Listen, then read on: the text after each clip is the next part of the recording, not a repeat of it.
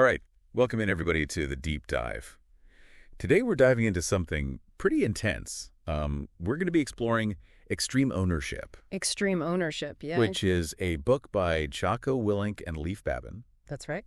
And, these guys are former Navy SEAL officers. Yeah, they served together, actually, in Task Unit Bruiser during the Iraq War, the Battle of Ramadi. Yeah, and what's really fascinating to me is that they've kind of taken these incredible experiences that they had as SEALs in leadership positions in a really, really high-stakes environment and applied that to, first of all, like SEAL leadership training. Yeah. But then, they went on to found Echelon Front, which is this leadership consulting firm that helps people in the business world apply these same principles. It's amazing, right? Like the idea that the principles of leadership that they learned in combat are actually applicable anywhere. Anywhere, yeah. Any environment. Any team, any organization. Yeah. They make the case that it's really universal. Yeah. And the core idea here, right, is that the leader is ultimately responsible for everything. Everything that happens within their world. Within their world. And the successes and the failures. Success and failure, all of it. Yep. And it's interesting, too, because they dedicate the book right at the beginning to some of their fallen teammates. Right. Mark Lee and Mike Mansour and Ryan Job. Yeah, that really sets the stage for the seriousness of what they're talking about. It's not just... Not really. Yeah, it's not theoretical. These are lessons learned. Yeah, through real sacrifice. In life and death situations. Exactly. And so our mission today, I guess you could say, is to, really kind of go through this book chapter by chapter, extract some of the main lessons. Yeah, get to the core of it. And give people some real-world examples and see how these things can be applied. Absolutely. And hopefully provide some actionable insights. Yeah. For listeners to take away. Exactly. So let's start with chapter 1 right off the bat, which is just called Lead. Yeah. And this is where they really just hit you with this idea of extreme ownership, which is, the leader owns everything. You're responsible. You're responsible. No excuses. Right. It's all on you as the leader. What were your first impressions when you kind of encountered that idea? I mean, it's pretty radical, right? Yeah. I think in a lot of environments, there's a tendency to blame others or blame outside circumstances when things go wrong. Sure.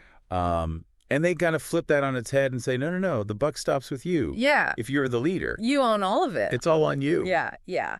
And to illustrate this, they jump right into this pretty intense story from their time in Ramadi. Yeah. And it's about this friendly fire incident involving their sniper team and some Iraqi soldiers. Right. It's a really powerful story, and I think it illustrates the principle of lead very well. Yeah. So maybe you could kind of set the scene for us. Help us understand what happened. Yeah, so picture this. It's dawn in Ramadi, urban combat environment. Yeah. It's still dark, and there's a sniper overwatch team from Charlie Platoon. Okay. Positioned deep in enemy territory. Right. They've got an Apache gunship supporting them. Okay. And suddenly, enemy fighters open fire on the helicopter. Oh, wow. You've got this chaotic situation. Yeah. In the low light, the sniper team sees an armed figure moving towards their position. Okay. They think it's an enemy, so they engage. Right. But it turns out it wasn't an insurgent. Yeah. It was actually a group of Iraqi soldiers who had moved outside their designated area. Oh, wow. Without proper communication. So a total breakdown of communication. Exactly, and it just escalated from there. Right. The Iraqi soldiers outside hear the gunfire. They think their guys are under attack. They start firing back at the building where the SEALs are holed up. Oh, my gosh. And then U.S. Marines and Army units in the vicinity, they hear all this heavy fire. Yeah. They assume the building is full of enemy combatants. Right. And they start laying down fire on the SEALs' position, too. So they're basically taking fire from all sides. Yeah, they're pinned down, totally unaware that it's friendly forces shooting at them. I mean, it's hard to imagine the fear. Yeah, the fear and the confusion. At that moment. Yeah, that must have been just terrifying. Absolutely. And to make matters worse, it got so intense that a Marine team was actually about to call in an airstrike on the SEALs' position. Oh my gosh. So they almost got taken out by their own side. It was that close to a catastrophic disaster. That's insane. Yeah. And so obviously there were consequences, right? I mean, this wasn't just, a close call. Like, people were injured, I imagine. Yeah, several SEALs were wounded in the incident. And Beyond the physical injuries, the whole incident had a lasting impact on the team. The name of X-Ray Platoon, which had a lot of history and significance within the SEAL teams, was essentially retired Wow. because of this friendly fire. Really? So it was a huge blow to morale. It really shook them up. It's a reminder that even, the best trained, most elite units are still vulnerable to these kinds of... To human error. Yeah, human error and miscommunication. Get in a fog of war. Yeah. But here's where it gets really interesting, I think, in terms of this lead principle. Right. Because the task unit commander, he wasn't directly involved in this initial mistake, this misidentification, or the communication breakdown. Right. But how did he respond? He gathered his SEALs and he took full responsibility for what happened. Wow. He said, quote, "On any team, in any organization, all responsibility for success and failure rests with the leader." So he didn't try to deflect or blame the Iraqi soldiers or the flag of war or anything like that. He owned it. He owned it, yeah. Completely. I mean, I have to imagine in that situation, hearing your leader say that must have been incredibly powerful. Right. It builds trust. It shows that he's got their backs. He's not going to throw them under the bus. Right. Even though he wasn't the one pulling the trigger. Yeah. And the book then kind of shifts gears a little bit and gives an example from the business world to kind of show how this principle applies in a different context. Yeah, they talk about this VP who blames his team for a failed product launch. Right. He's making excuses. The market shifted. The team wasn't experienced enough. Marketing didn't do their job, all that stuff. Right. But the point is, as the leader, he's ultimately responsible for all of that. Yeah. He owns the outcome. Yeah, he hired the team. He signed off on the marketing plan. Exactly. All of that stuff. And one of the authors actually shares a personal story. Yeah. From his time in combat, where he admits that, he led operations that went wrong. Right. Sometimes because of bad intel, sometimes because of a mistake by a subordinate. Right. Whatever the reason, he always came back to the understanding that as the leader, it was his responsibility. It's on him. Yeah. What do you think about that? I think that's a really important point. Yeah. It's not about taking personal blame for every single action. Right. But it is about owning the overall result. Yeah. And asking yourself, as the leader, what could I have done differently? Right. To prevent this failure. To set the team up for success. Exactly. Yeah. And what advice did they give to this VP who was kind of, making all these excuses? They told him to go to the next board meeting. Yeah. And instead of making excuses, take full ownership of the failed product launch. Wow, that's pretty counterintuitive. Yeah, but they argued that act of radical accountability would actually earn him more respect from the board than any attempt to shift blame. Right. It shows character. It shows strength. It shows that he's ready to learn from his mistakes. Exactly. Yeah. That's fascinating. So, Chapter 2, they move on to this idea of no bad teams, only bad leaders. Yeah, that's a powerful one. Which, it's basically saying that the team's performance is a direct reflection of its leadership. Right. If the team is struggling, it's because the leader is failing. They use this great example from BDS. Oh, yeah, from SEAL training. Yes, specifically Hell Week. Oh, wow. Which, as you know, is notoriously grueling. Yeah, it's designed to break people, right? It's designed to weed out the weak, to see who's got the mental and physical toughness to be a SEAL. Okay, so what happened during Hell Week that illustrates this point? So during Hell Week, the trainees are divided into boat crews. Right. And they have to work together to carry and maneuver these heavy inflatable boats. Right. It's a huge test of teamwork and endurance. And there are these two boat crews, Boat Crew 6 and Boat Crew 2. Okay. Boat Crew 6 was consistently the worst performer. Okay. They were always lagging behind. Morale was low. Right. They were getting yelled at by the instructors all the time. Sure. Boat Crew 6, on the other hand, was the top performer. Okay. They were crushing it. They worked well together. Yeah. Their leader seemed really effective. Right. So the instructors, they were observing all this, and they decided to do an experiment. Okay. They swapped the leaders of the two boat crews. Wow. The leader from the struggling Boat Crew 6 was put in charge of the high-performing Boat Crew 2, okay, and vice versa. And what happened? The results were almost immediate. Really? Boat Crew 6, under new leadership, went from being the worst to winning races. outperforming all the other crews. That's amazing. They were motivated, focused, cohesive, everything you want in a team. So it was really the leadership that made the difference. Yeah, it was a clear demonstration that the leadership was the primary factor. Not the individuals on the team. Exactly. Yeah, that's a powerful lesson. And one of the authors, he talks about his own experience as a boat crew leader during Hell Week. He says it's easy to develop this us versus them mentality towards the instructors. Right. And there's this misguided sense of loyalty. Yeah. Where you try to protect underperforming team members, right, even when they're dragging the team down. Yeah, yeah. But he realized that sometimes that kind of protection can actually be harmful to the team as a whole. Yeah, because you're preventing them from getting the feedback they need. Exactly. You're also preventing the instructors from accurately assessing who really meets the standards. Yeah, and in a situation like that, where it's, life or death. Yeah, life or death, you need to know that everyone is pulling their weight. Yeah.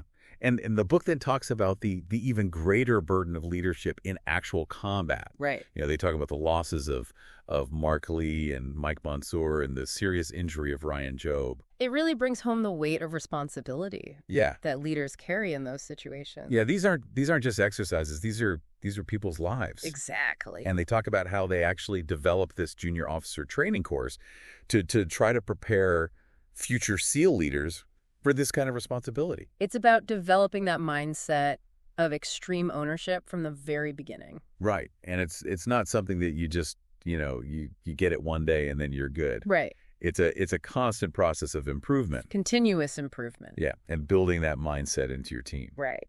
Yeah. So moving on to chapter 3, they talk about believe. Yeah, this chapter is all about the importance of believing in the mission. Right. How that starts with the leader. Okay, so help me understand that a little bit. Like, why is it so important for the leader to believe in the mission? Well, think about it. If the leader doesn't believe in the mission, how can they expect their team to be motivated? Right, to buy in. To put their heart and soul into it. Yeah, yeah. And they actually talk about how this was a challenge for Task Unit Bruiser when they first arrived in Ramadi. Right. Because their mission was to work with and train Iraqi soldiers to fight the insurgency. Yeah, and initially the SEALs were skeptical about that. Right, I can see why. They were these highly trained, experienced operators. Yeah. And now they were being asked to partner with a force that was less experienced. Less equipped. Less equipped, exactly. Yeah. And they were concerned about, mission effectiveness, their own safety. Right, right. It's understandable. Yeah, yeah. And one of the authors actually talks about his own internal struggle. Right. To kind of come to terms with this mission, to really understand it and believe in it. And the turning point for him came when he realized the strategic importance of partnering with the Iraqi forces. Okay. He understood that this wasn't just a tactical necessity. Yeah. It was the key to long-term success in the region. Right, because ultimately, you want the Iraqi forces to be able to secure their own country. Yeah, stand on their own 2 feet. Right. So any gains that the SEALs made would be temporary if the Iraqi army couldn't take over eventually. Okay. So he had to kind of step back and see the bigger picture. Yeah, the strategic picture. Yeah. Yeah. And once he understood that, I guess, then the challenge became, how do you communicate that to your team? Right. And he emphasizes the importance of clear and concise communication. Yeah. You got to explain the why behind the mission. The why, yeah. To every member of the team. Yeah. So it's not just, hey, this is what we're doing, go do it. Right. It's, this is why it's important. That's how it fits into the bigger picture. Yeah, yeah. And they also talk about some of the challenges, the very real challenges and frustrations. Yeah, right. Of actually working with the Iraqi soldiers in combat. There were some pretty hairy situations. Yeah. Give us an example. Well, in one instance, an Iraqi soldier accidentally discharged his weapon. Oh, wow. Almost hitting some SEALs. Jeez. Another time, under enemy fire, some Iraqi soldiers were seen running backwards while firing their weapons wildly. Oh, my gosh. Putting everyone at risk. Yeah, that's not exactly what you want to see in a firefight. And perhaps the most concerning example was when some Iraqi soldiers abandoned a wounded comrade in the street. And the SEALs had to risk their own lives to go rescue him. That's incredible. It was really frustrating for them. Yeah, I can imagine. But the leaders kept reinforcing the importance of the mission, even in the face of those setbacks. Right. And they emphasized that this principle of believe applies to all levels of leadership. Yeah. Senior leaders need to explain the strategic picture to junior leaders and frontline troops so that everyone understands how their efforts contribute to the overall goal. Yeah, and they give a great example of this from the business world, right? Yeah, they talk about the CEO who's surprised that her mid-level managers aren't embracing this new sales compensation plan. Right. It seems like a no-brainer to her, you know? Yeah. A simple beneficial plan. But the problem is the managers don't understand why the change is being made. They haven't been given the why. The why. So they don't believe in it. Right. And they can't effectively motivate their sales teams to adopt it. Yeah, so it's not enough to just tell people what to do. You got to explain why it matters. Exactly. Yeah. So moving on to chapter 4, check the ego. Ah, yes, the ego. Which is, something that we all struggle with, I think. To some extent, yeah. To some extent, right? And the book talks about how ego can be a major impediment to effective leadership. Especially in high-stakes environments where the pressure is on. Yeah, and they start by highlighting the good relationships and the mutual respect that Task Unit Bruiser had with other units operating in Ramadi. Right. They worked closely with Army and Marine units. They relied on each other for support. It was a real team effort. Right. And then they contrast that with an example of a unit that came in with some serious ego issues. Yeah, this new unit arrives in the 1506th battle space. Okay. And they've got these massive ego problems. All right. What were some of the signs of that? Well, for starters, their appearance was a mess. Okay. They didn't adhere to the same grooming standards as the other units. So kind of like lack of discipline? Yeah, a lack of discipline, a lack of respect for the norms. Yeah. And it went beyond just appearance. Okay. They were disrespectful to experienced Army soldiers. Oh, yeah. Even the senior leaders. Wow. They acted like they were better than everyone else. Like they knew everything. Exactly. Yeah. And this actually had some practical implications, right? Absolutely. It wasn't just, a matter of personalities clashing. Right. This actually affected their operations. Yeah, they were really reluctant to share information with other units. Right. Their plans, their locations, their timelines. Which, in a combat zone, is incredibly dangerous. Incredibly dangerous, yeah. Because you need to know where everyone is. Right. To avoid friendly fire. To coordinate effectively. Yeah. And they would just say, need to know basis. Yeah, need to know, very dismissive. Like, we don't need to tell you. Right. Right. And then they contrast that with this example of a successful cordon and search operation. Right. Where SEAL snipers were working with Army troops, and it went really well. It was a textbook example of teamwork and coordination. Yeah, tell me a little bit about that. So the SEAL snipers were providing overwatch. Okay. While the Army troops conducted the ground search. Right. And they had SEAL combat advisors working alongside the Iraqi soldiers. There was clear communication, mutual respect. Everyone knew their role. And it was a success. It was a huge success. No friendly casualties. That's great. Yeah. So it shows that, when you check your ego, right, when you're willing to collaborate, work together, yeah, you can achieve great things.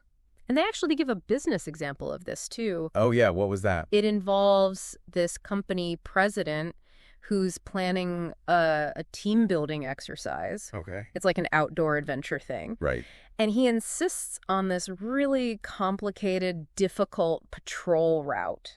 Okay. Even though the experienced guides, who happen to be the authors of the book, advise against it. Wow. But he's got this ego thing going on. Right. He wants to show that he's the tough guy. Yeah, he's the leader. He knows best. Right. All right. And the authors, they actually had to intervene. Really? To prevent a potentially dangerous situation. Wow. Because they were concerned about the safety of the participants. Right. So it's a reminder that checking your ego is about prioritizing safety. Yeah. And the mission over your own personal pride. Yeah. Okay, so chapter 5, cover and move. This one's all about teamwork. Okay. Mutual support. Yeah. Not just within a team, but across different teams that are working towards a common goal. Okay, so help me understand that. Like, what do they mean by cover and move? So it's this military tactic, right? Right. Where one element of a team provides cover fire, while another element advances. Right. So they're supporting each other, working together to achieve the objective. Okay, and how does that apply to a business setting or just everyday life? Well, they use this example of a production manager who's really frustrated with a subsidiary company. Oh, right. He sees them as a bottleneck, a hindrance to his team's performance. Right. He's focused on his own department's metrics. Sure, yeah. But the authors point out that both the production team and the subsidiary are part of the same larger organization. Right. They have a shared mission. Yeah, they're all on the same team, ultimately. They're all on the same team. Right, right. And what advice did they give to this production manager? They told him he needs to shift his perspective. Okay. Instead of seeing the subsidiary as an obstacle, he needs to engage with them, build relationships, understand their challenges, and see how he can help them improve. So it's about collaboration. Exactly. Not competition. It's about supporting each other. Yeah, yeah. And they actually draw a parallel to the SEALs' reliance on other branches of the military. Right, like the Army and Marine Corps units they worked with in Ramadi. Yeah, even though they have different shades of command. They understood that they were interdependent. Their success depended on each other. Yeah, yeah. And what was the outcome of this production manager kind of taking this advice? It was really positive. Okay. Communication improved dramatically. They started understanding each other's challenges, and instead of blaming each other, they started collaborating to solve problems. Wow, so it actually made a tangible difference. Yeah, it really did. That's pretty amazing. And it all started with a shift in perspective. Yeah, yeah. Okay, so chapter 6, the final chapter we're going to cover today, is called Simple. Simple, yeah. Which is, pretty self-explanatory, right? So it's simple. Keep it simple, yeah. Especially in complex and chaotic environments. Yes, right, right. And to illustrate this, they start with this really intense story about a mortar attack on Cop Falcon. Oh, yeah. That was a scary one. Yeah, I mean, you're talking about 120 millimeter mortars. Yeah, those are no joke. No, they're incredibly accurate, incredibly destructive. And they just rained down on this base. Yeah, it was chaos. Yeah, and to make matters worse, one of the rounds was a dud. Right. Which is, almost more terrifying. Right? Because you're just waiting for it to explode. Yeah, yeah.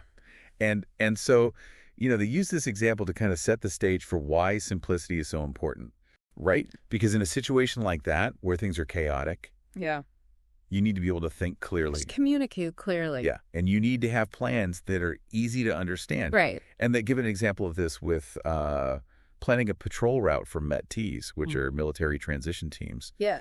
And the initial plan was super complicated. Overly complex. Yeah, crossing multiple boundaries, going through IED-infested areas. It was a recipe for disaster. Yeah. Especially for the MET-Ts, who were relatively inexperienced. Right.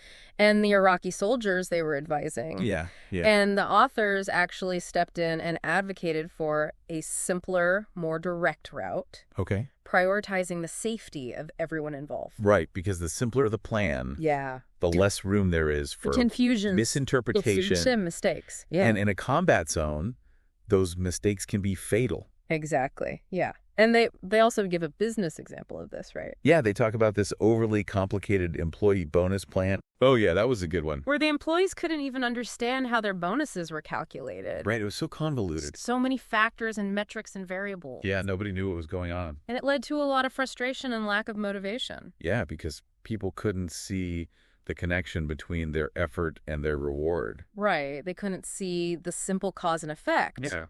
And the authors compare it to training rats with rewards and punishments. Right. If the rat can't see the clear connection between its actions and the consequences, it won't learn. Right. It won't be motivated. And humans are kind of like that too, right? To some extent, yeah. Yeah, we need to be able to see that clear link between our effort and the outcome. To be truly motivated. Yeah, yeah. So the takeaway here is keep it simple. Keep it simple, stupid, as the saying goes. Yeah, KISS, right? KISS, exactly. Yeah, yeah. So as we wrap up this deep dive into extreme ownership, let's recap the key principles that we covered. We started with lead, taking complete responsibility. So no excuses. No excuses. Then we talked about no bad teams, only bad leaders. The leader sets the tone. Yeah, the leader is the key. Then we discussed believing in the mission. And communicating that belief. Communicating it, yeah.